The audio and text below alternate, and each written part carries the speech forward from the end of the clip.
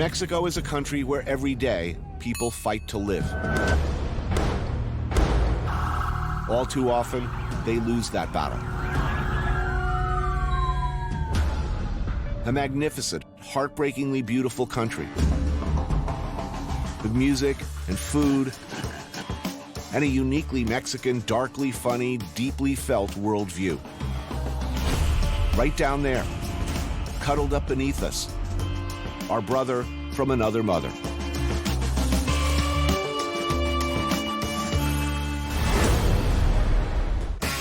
I took a walk through this beautiful world, felt the cool rain on my shoulder, found something good in this beautiful world. I felt the rain getting colder. Sha la la la la, sha la la la la la, sha la la la la, sha la la la la la.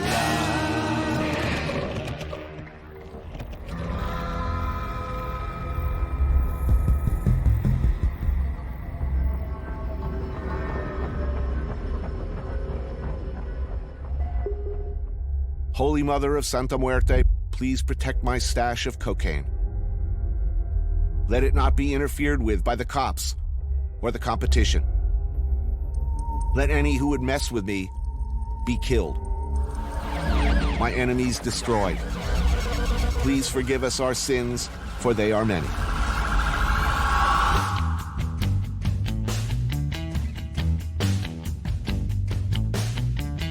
So, is business good? I mean, are there more murders, particularly narco murders? Va en ascenso, va en aumento. La gente opta o por poner un comercio o por vender droga, porque la droga te reditúa dinero muy rápido, ¿no? Entonces, va a haber y va a ir incrementando, ¿no?, la cantidad de muertes relacionadas con esto. Every day, Mexico wakes up to count the dead. They are, after all, left out to be seen. Often with a helpful note, identifying who done what, and generally speaking, why. There is a language to the never-ending violence, a coded message in the twists and marks of the bodies. And Valente Rosas is one of the many documenting them for the press. This is what he does every night. Rides around waiting for a phone call or a radio message telling him that there's another one. So, who's buying drugs? Who's selling drugs to who? Antes se importaba gran cantidad se llevaba gran cantidad de droga de Estados Unidos, pero ya hay tanto consumo nacional que ya también una parte importante de esa droga se queda en México. Pero bueno, a diferencia de Estados Unidos, todavía estamos bien, por llamarle así, ¿no? Ya ves que en Estados Unidos, hay cada loco que se agarra a matar gente y cosas así, está grueso, ¿no? Here you kill each other for a reason. It's business? Sí. More Mexican civilians have been killed since 2006 than all the American military lost in 10 years of the Vietnam War and 8 years of wars in Iraq. So what do you do if you're one of these cops? You're driving around one night, you see some guy outside of a bar beating somebody or disturbing the peace. You start to arrest him, and he's got a diamond-studded pistol, it's got his name on it. Now you realize you've just arrested somebody with serious, powerful connections. What do you do? Pues lo dejan libre, ¿no? You let him go? Sí.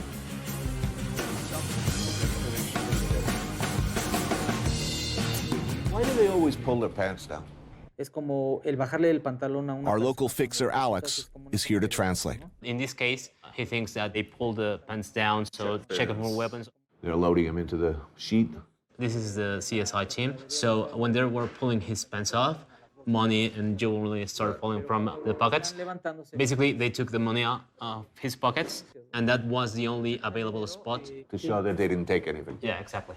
So this is also a drug dealer. The thing here in Mexico is as soon as someone is killed, normally they get candles just right next to it. Sometimes Santa Muerte is related to drug dealings and criminals. How long have you been doing this? Como... About 9 years. How many bodies do you think? No lo sé. Hundreds? Sí, quizá. How do you push them out of your mind when you're not working? Lo hace uno como un trabajo. Simplemente A lot of llegamos people y- ask him about this, but he said like it's a job, not like any other kind of job. But as soon as he gets home, he just take this cover off and just keep living. That's a terrible picture. Just that's sad. What happened here? Esta elefanta pertenecía There a un was an circo, elephant called Ilda. se escapó. She ran away from a circus, so she basically was crossing the highway, and a big bus just ran over it. Atropellan. The world we live in now, of all of these pictures, this is the one that would get people most upset. You'd get the most mail, the most, oh my God, you know, what kind of a world do we live in? Pero esta foto... This was probably the most viewed picture from different media around the world. 80,000 Mexicans have died in the last, 7 years in narco violence. And this is the most important picture. As our crew gets ready to crawl back to our hotel, Valente gets the call we thought we'd been waiting for. One dead male, shot in head. A note pinned to his chest. No tiene mucha señal esta madre. In Mexico, people fight to live every day. One man stands alone, facing another man. His intent? To beat his opponent with his fists until he can resist no more.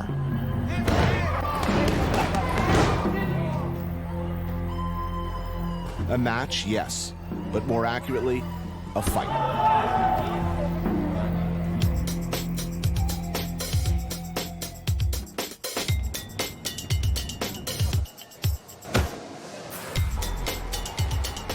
Jorge La Sierra is a former bantamweight title holder.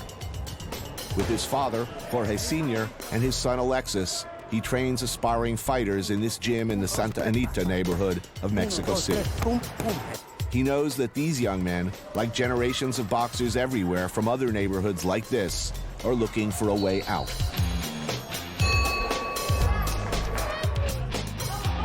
In Mexico City, boxing is kind of like save your life. You know what I mean? Boxing, they give you like a little discipline. Let's say you're good, but you're not that good. Can you make a living just being a contender? No, but a lot of fighters, they try to make it. Tons of boxers, they want to be a champion. So everybody wants to be a champion. Everybody wants to get for the big shot, but you know, it's just one. Those are bad odds. The history of boxing is not kind. I mean, most managers and promoters, they don't really give a shit about the fighters. They don't. They use them up, but at the end, they leave a guy all broken down, no money, and scrambled brains. We just like a prostitutes. You know what I mean? In this area, what are your options if you drop out of high school? Nothing. It's just like being on the street, snatching, you know, robbing, and a lot of kids in the hood, they're gonna say, hey, let's go kidnap that guy. Big industry. Everybody here now wants to be a soccer player or a boxer because they make money here. Who's got a longer career, a narco or a boxer? I don't know. Might be 50-50. I mean, narco, you can last longer. You can. You know, you're protected by the police. You just paid off. Nobody's gonna touch you. Expensive protein shakes and dietary supplements? Not so much. Boxers here eat what they can afford. The food here is good and it's cheap. You know, in Mexico, there's no middle class here. You're either poor or you're really, really rich. I mean, it's a crazy thing. The minimum wage here is like 50, 60 pesos, which is like a $5. Not an hour, a day. But on the other hand, that's why Mexican fighters are so exciting. They're hungry. Exactly. We're hungry.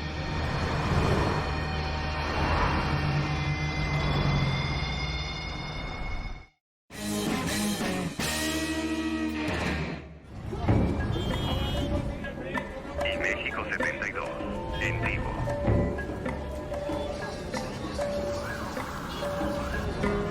Tepito is a city within a city. Its own thing. Either the dark center or the beating heart of Mexico City, depending on your point of view. It's the home of Santa Muerte, the skeletal Saint Death.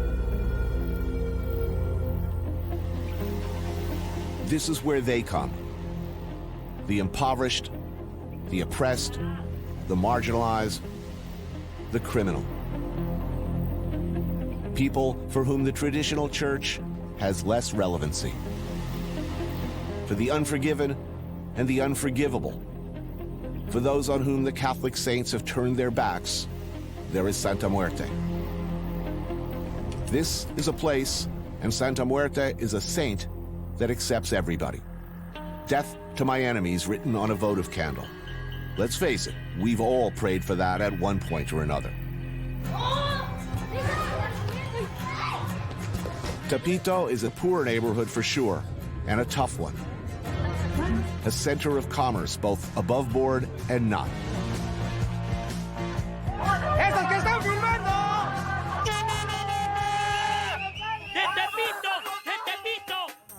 But perhaps a breakfast beverage first. A michelada. One giant beer with lemon, chili powder, salt, and Maggi sauce. It's a sizable morning beverage. My companion, blogger, and chronicler of the city, Jorge Pedro. Wow, a whole season of The Walking Dead for 25 cents. You want to buy something? Tepito's got it. Looking for some cheap underwear? Pirated copies of Man vs. Food seasons 1 through 5? This is where you find them. So this all seems very wholesome. I mean, you know, where could I buy a gun, some heroin, and a prostitute? I was looking forward to that. Let's say that Tepito has many layers. Right. And we are in the surface. Okay. We are among movies, clothing, families. But I don't think it's as easy as to be Candice to ask, where can I get a gun? Probably they will kill you if you ask that. You know San Juditas? San Juditas, no? Patron saint of Hopeless cases. lost causes. It's become very popular in the last years. A lot of good smells here, man. Yeah, a lot of good-looking food. My happy place is somewhere in here. Oh, there it is. Yeah, we already hear migas. Beautiful. La güera. Wherever there's bones and guts simmering in broth, chances are I'll be happy. Writer, sociologist, and lifelong resident of Tepito, Alfonso Hernández, apparently feels the same way. So this is supposed to be a bad neighborhood. This is the best. I love this neighborhood. ¿Se da cuenta que no? Bueno, tiene fama de ser el barrio de las almas. It is known for being the Lost Souls neighborhood. It is called Ángeles neighborhood, like angels being there. But in Tepito, there are no angels, but lost souls. What's the saying? Comer bien, Eat well. coger fuerte, enseñarle los huevos al amor. And showing los huevos to the dead. Show your balls to the devil or to the death. On the menu, migas. The base comes from boiling cracked ham bones to release the marrow, to which garlic, onion, cascabel peppers, and epazote is added. Thickened with stale bread and leftover tortillas. You got nothing. You make something really awesome out of nothing. The grandmothers had the creativity to taking advantage of the bones of the pigs, and now it's a gourmet dish. Any great old culture where there's poverty, there's something like this. Yeah, by the way, if you're watching this, after you do this, you really got to wash your hands before you touch your dick. Okay? That's a rookie mistake. Going to take a piss right after. She's asking you if you liked the migas, if you enjoyed Yeah, it. it's good. Delicious. So these guys have been open for 65 years. All the members of the crew are relative. Is there hope for social change in this country? Lamentablemente, Unfortunately, Mexico has become the Tepito of the world. Tepito is still the synthesis of the Mexican. Not a lot of upward mobility here. The rich get richer, the poor get ground slowly under the wheel.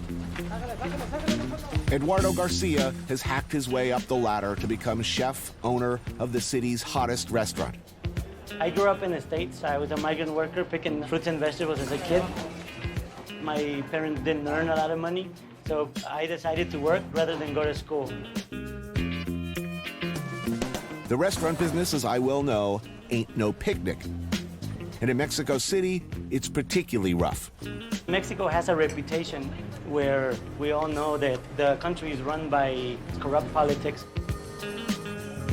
You have to stand up for what you believe. If you don't, people will run you over. You won't last a minute. I don't let people bully me around. Garcia runs Maximo Bistro with his wife, Gabriela. Here's the kind of extra helping of crap you gotta deal with if you run the hottest restaurant in Mexico City. In 2013, the spoiled daughter of the head of Mexico's Consumer Protection Agency walks in and demands a table when there's, unsurprisingly, no table available. When Garcia says, sorry, no can do, she pulls a you know who I am and then calls daddy and gets the health inspectors in to shut the place down. So your other customers basically started taking pictures of them with their cell phones? Next thing you know, we have the media outside, and this is Friday.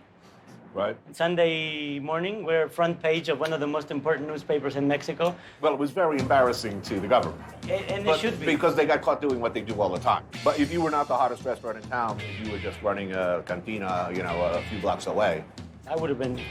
they would have closed you down, and that's that. Right now, a defiant, young, creative generation of Mexican chefs like Eduardo are performing some of the most exciting new cooking anywhere on earth. A mixing of the very old and traditional with the very new. So you went to Le Bourdain? As a kid, yes. One of the jokes throughout the whole time that I worked is, how old are you? I'm 18. You've been 18 for 3 years. Those are abalone from Baja. Yeah, I told you I love butter. I use it even for some Mexican dishes, and then just some roasted chile serrano just to give it a nice little kick for me. They're finished with lemon and, of course, brown butter. Beautiful. Mmm. Very delicious. Very Mexican, very French. Brown butter, it's awesome. Makes everything better. Of course. I think the most important thing about Mexican cuisine in general, if it's traditional, it's the ingredients. Confit of suckling pig topped with grandma's salsa. An instant classic. How about it? No, you do it like the Mexican way. Pick it up and go.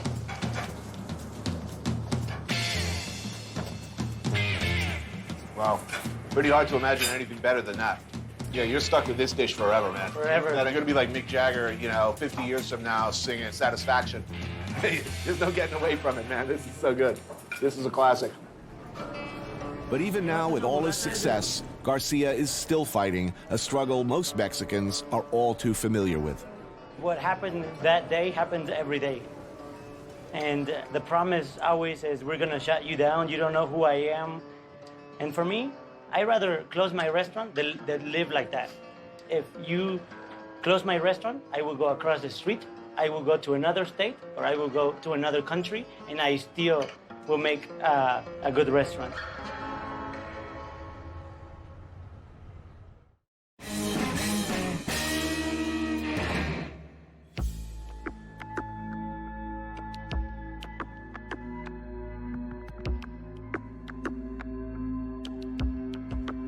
Under former President Felipe Calderón, Mexico launched a concerted war on drugs, ostensibly against the notorious and seemingly untouchable cartels. Absolutely no one can say with any credibility, by the way, that Mexico's war, or our trillion-dollar war, Just say no. has had any effect in diminishing the flow of drugs into our country. One very brave journalist has uncovered exactly how deep the rot of corruption and dirty money has penetrated into every level of Mexican institutions.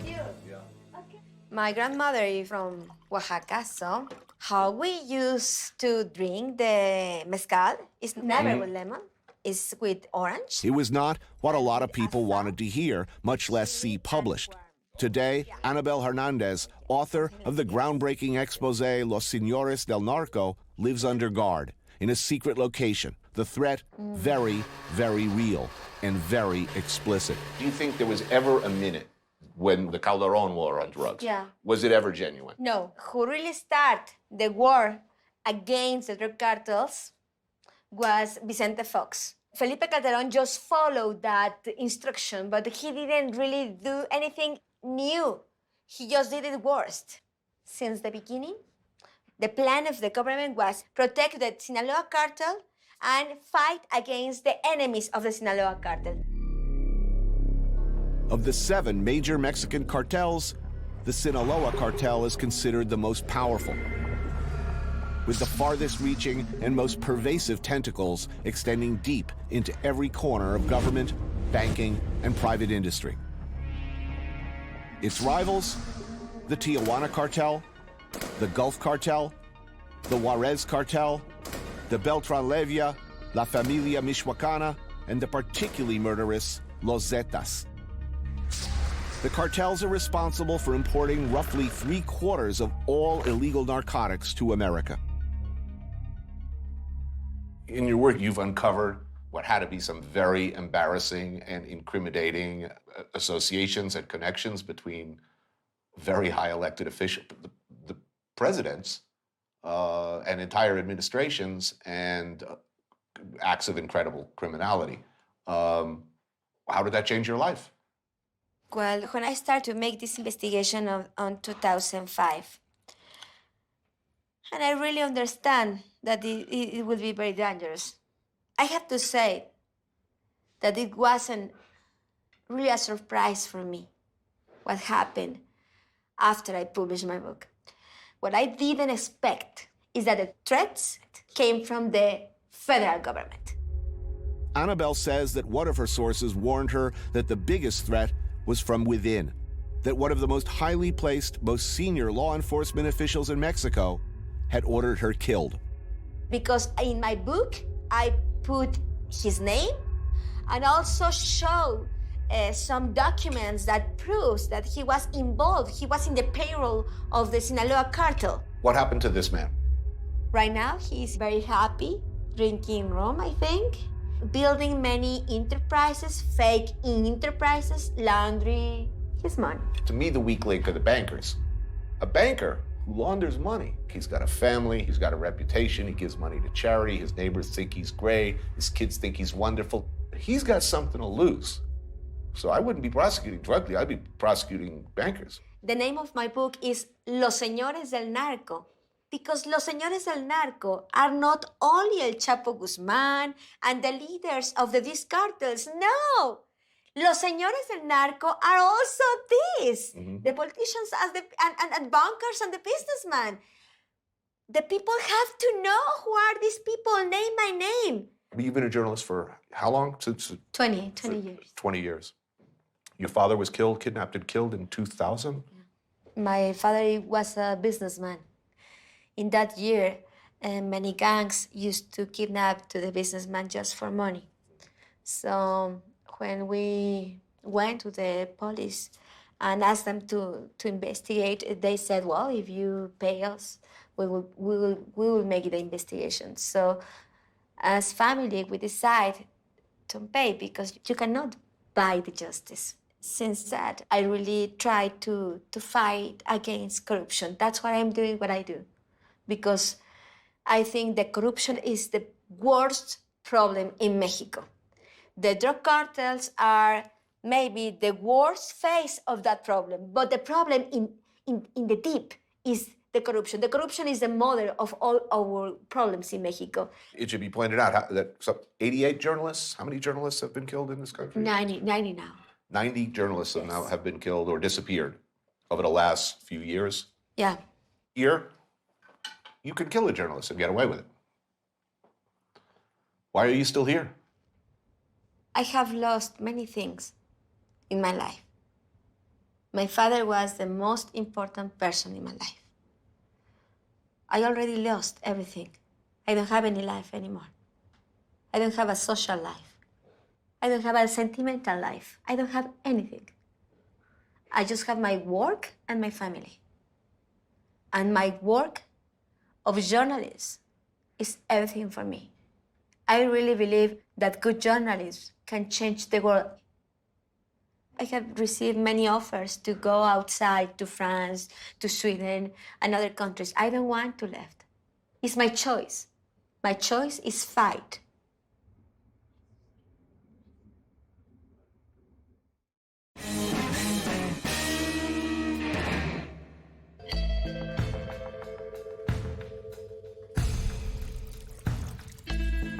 I came to Oaxaca for mezcal. I like mezcal more and more these days. And this guy, Ron Cooper, finds and sells some of the best mezcal in the world. We're at the Zapotec ruins of Monte Alban. In pre-conquest Mexico, there were gods and goddesses of intoxication and ecstasy. The touch of a lover, the smell of a flower, the aha of an idea, all had gods and goddesses that took responsibility for those things. All of your mezcals come from different villages, and Yes. only that village. And only one maker in that village. We call our stuff single village mezcal because most mezcals are made with a blend of different villages all put together. No one goes home and has a cocktail in these Indian villages. They wait until there's a special occasion. Every birth, death, confirmation, baptism, there's a fiesta. A wedding is 8 days. You invite 200 people. You feed them breakfast, lunch, and dinner.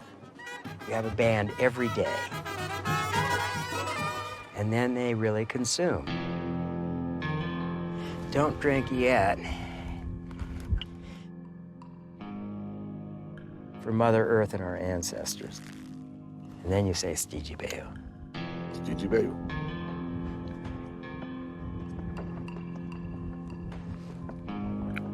That's extraordinary. Back in the day, it was cheap stuff with a worm in it, and there were rumors that if you ate the worm, you'd start tripping, that there was a hallucinogenic component to mezcal. Now, is there a particular kind of a high? Is this an enlightening high? Is this a good high? The high is humorous. You have these funny thoughts dancing around the back of your head. Happy, witty drum. Yes. In Oaxaca, ancient indigenous traditions and ingredients define not only the mezcal, but also the food.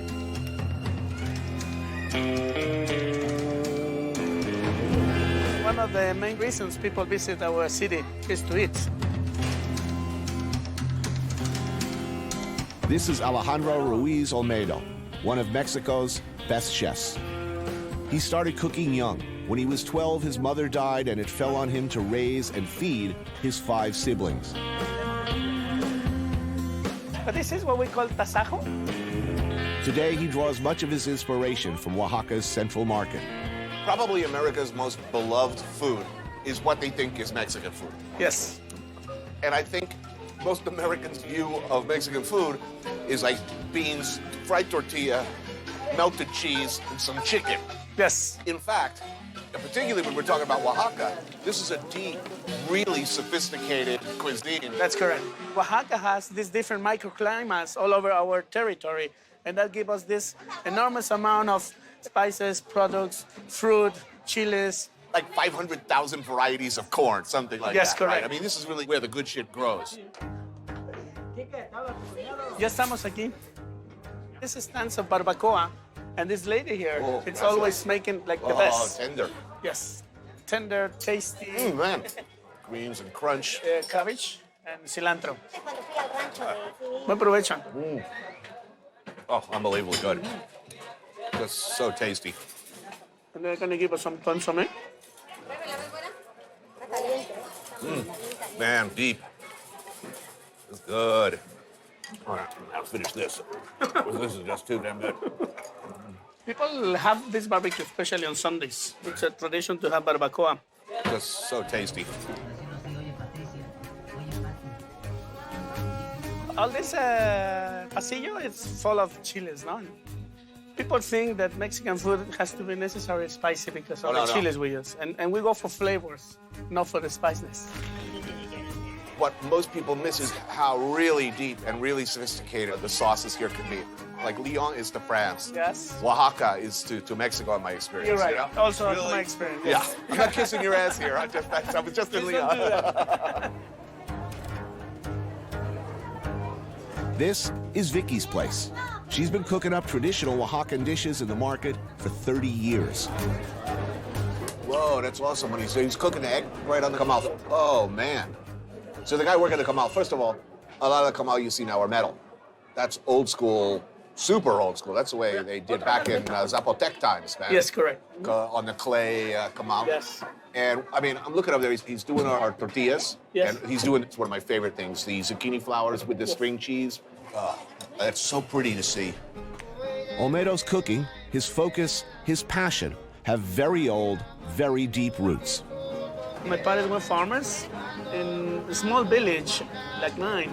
Since you are 6, 8, 7, you have a role to develop in the family. Right. So my role was to water the chile plantation, the tomato plantation, to milk the cows, and help my mom while she was making tortillas like that. She would give me directions and telling me, okay, roast the chiles, roast the tomatoes. I tell you how to prepare molcajete salsa. So that was at the beginning of my profession, right. Cooking, learning from the knowledge of how a tomato should taste like when you cut it directly from the plant. The way it should taste. That's right. Oh, man. Happy. This is what you should do. Try the egg first, like this. All right. Or just grab a hunk. Here Yes. And then put salsa. Yeah. I haven't been anywhere in Mexico where the cooking is better than here. This is a way to preserve our culture through our food.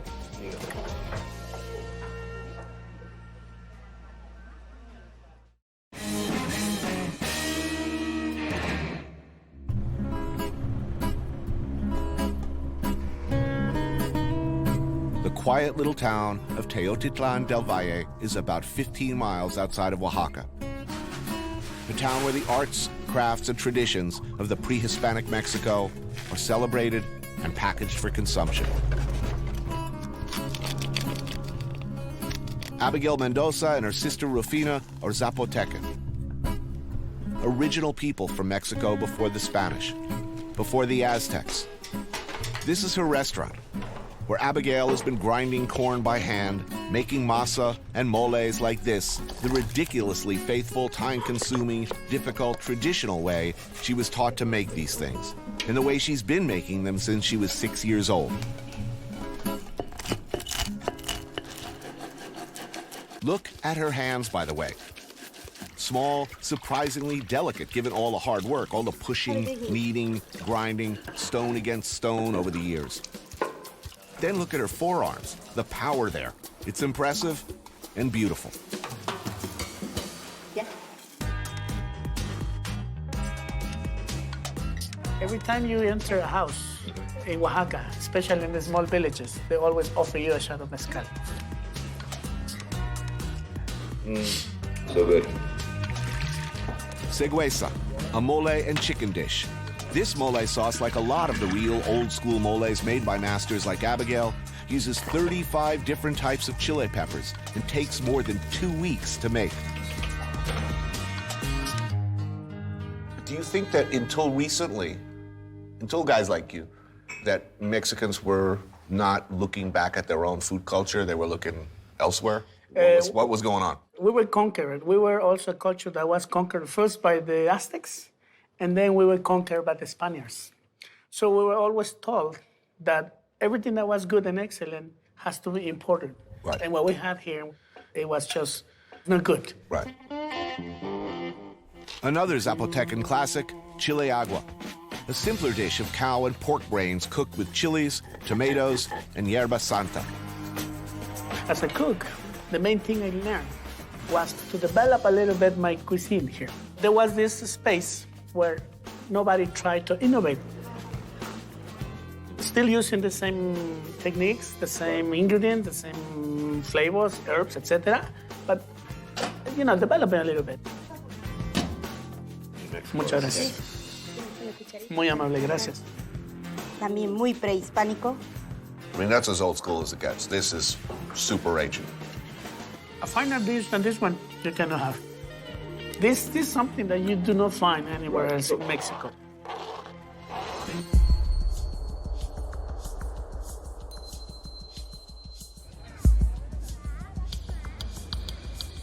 A quiet night in the Zócalo, the central square of Oaxaca.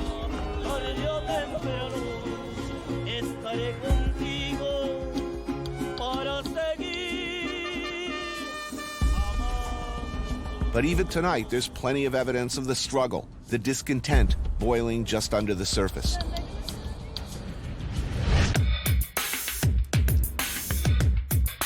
The graffiti and painting of this street artist, who goes by the name Yesca, captures that spirit of Oaxacan protest.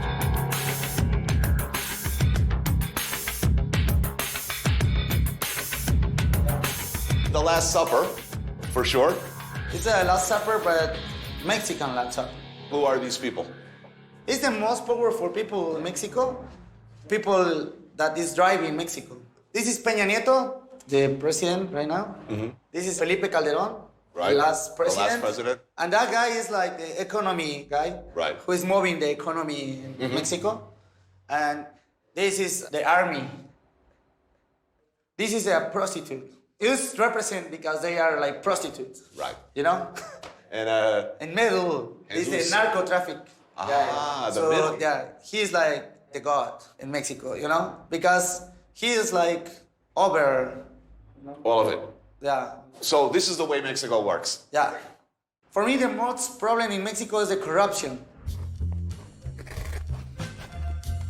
Mexico can be a dangerous place for journalists, for politicians, for police. Is it a dangerous place for artists? Yeah, I think so, yeah, because if you not agree with the government, you are like enemy.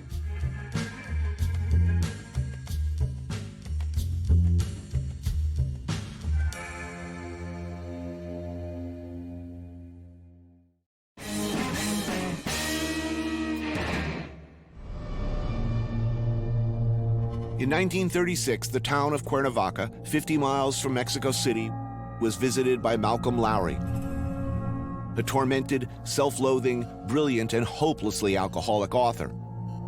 His life work, Under the Volcano, was set here. It is widely believed to be one of the great novels of the 20th century.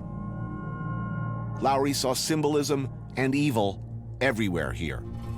In the deep barrancas, the looming volcano that towered overhead.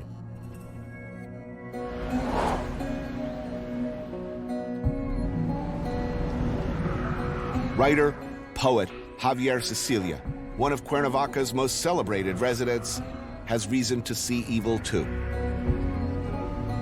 On March 28, 2011, Narcos kidnapped and murdered his son, Juan Francisco, and 6 other equally blameless innocent victims. Cecilia found himself moved to march to Mexico City to demand an end to the increasingly futile so-called war on drugs that was mindlessly grinding up so many victims in the crossfire and in the margins.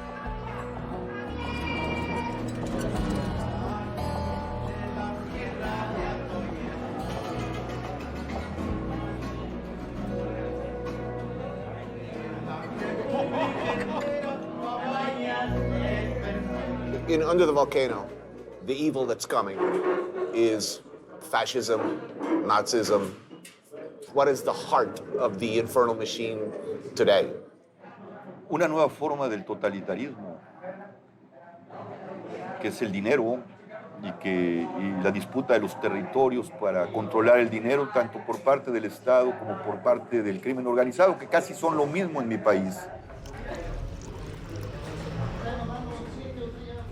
What does he want to say? What does he want people to hear?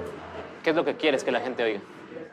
Necesitamos detener esta guerra. Es una guerra que nos está matando hijos, hijas, que nos está haciendo perder la democracia, que tiene al país balcanizado y roto, que necesitamos encontrar la paz y la justicia que no tiene este país. Can he think of one place on earth where the good guys are winning and where you are not ground under the wheels of the machine? Donde la gente pone por encima la vida humana y la relacionalidad amorosa, ahí está una sociedad, ahí está en el centro del horror, la vida y la paz.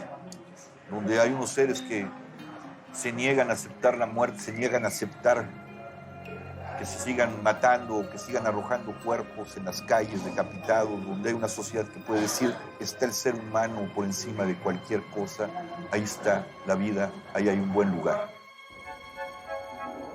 Have you written a poem since the death of your son? No, escribí un último poema cuando supe del asesinato de Juan Francisco, de mi hijo, y con ese cerré mi actividad como poeta que escribe poemas.